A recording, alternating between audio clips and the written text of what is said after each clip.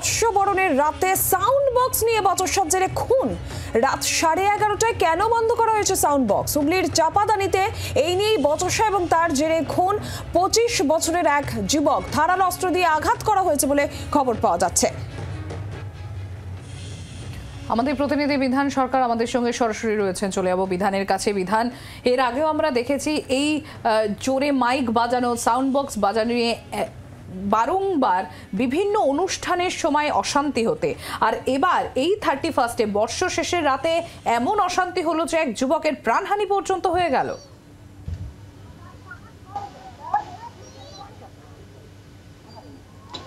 সম্প্রীতি সেটাই ঘটনা। এখানে চাপদানির ফেসুয়া বাগান এলাকায় আমি যেখানে রয়েছি এখন, এটাই হচ্ছে সেই পিও অর্থাৎ প্লেস অফ অকারেন্স। এইখানটায় এই যে মাঠ, এখানে খেলা চলছিল এবং রাত্রেবেলায় গতকাল রাতে বর্ষবরণের অনুষ্ঠান চলছিল, এখানে গান বাজছিল এবং রাত 11:30টার কিছু পরে এখানে যে সাউন্ড সিস্টেম সেটাকে বন্ধ করে দেওয়া হয়েছিল এবং যেমনটা অভিযোগ যে কয়েকজন এসে এখানে সেই সাউন্ড সিস্টেম আবার চালু করতে বলে, সেটা নিয়ে বচসা শুরু হয় এই ওম প্রকাশ রাজভরের সঙ্গে।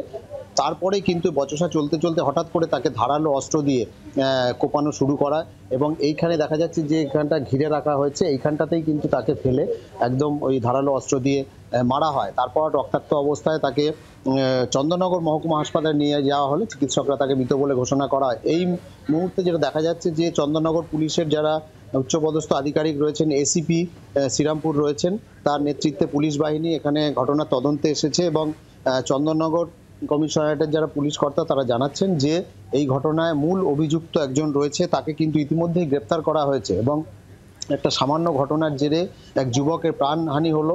এইটা নিয়ে কিন্তু এলাকার মানুষও সরব হয়েছে। তারা চাইছে যে এই যে অভিযুক্ত তাদের যেন কঠিন শাস্তি হয় এবং এই যে যুবক যার মৃত্যু হয়েছে তার পরিবারের সঙ্গে কিন্তু পুলিশ কথা বলছে এই মুহূর্তে এবং পুলিশ আধিকারিক যিনি রয়েছেন একটু কথা বলার চেষ্টা করব।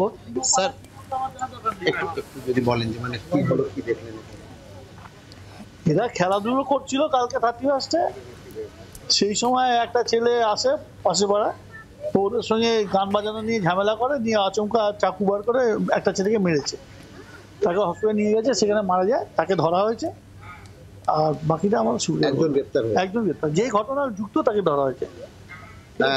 সম্প্রীতি শুনতে পেলে যে এসিপি স্যার যেটা বললেন যে একজন যে অভিযুক্ত মূল এই ঘটনা তাকে গ্রেপ্তার করা হয়েছে। আমি একটু কথা বলার চেষ্টা করব এই যে যুবক মৃত্যু হয়েছে তার দাদার সঙ্গে। ঠিক কি হয়েছিল ঘটনাটা একটু বলুন। বললাম তো এখানে প্রোগ্রাম ছিল, তো 3-4 ছিল, যা বক্স ছিল, বক্স বাজাওয়ার জন্য ও বন্ধ করেছে, বলে চালু কর। চালু না করলে দুজন সঙ্গে ঝামেলা করেছে হাতাপাই। তারপরে আমার ভাই এসছে, ওর সঙ্গে ঝামেলা করেছে, তারপরে আমার ভাই ওকে ধরে নিয়েছে, ওর ছুরি বার করে ভাইকে মেরে দিয়েছে। ছুরি নিয়ে এসেছিল, ছুরি নিয়ে রেডি ছিল পুরো। বক্স বাজানো নিয়ে এরকম সামান্য একটা ঘটনা নিয়ে মেরে ফেললো। আপনারা তারপর কি করলেন? ভাইকে কোথায় নিয়ে গেলেন? ভাইকে নিয়ে গেলাম হসপিটালে, এসআই হসপিটাল। তারপরে ওখান থেকে রেফার করলো, মাঝখানে রাস্তায় ডেট করে গেছে। ধন্যবাদ বিধান। সাউন্ড বক্স বাজানোকে কেন্দ্র করে বচসা এবং সেই বচসার জেরে খুন হতে হলো এক যুবককে, আর এই ঘটনায় যুক্ত একজনকে ইতিমধ্যেই পুলিশ গ্রেফতারও করেছে। বাংলার আওয়াজ, বাঙালির আবেগ, জি 24 ঘন্টা।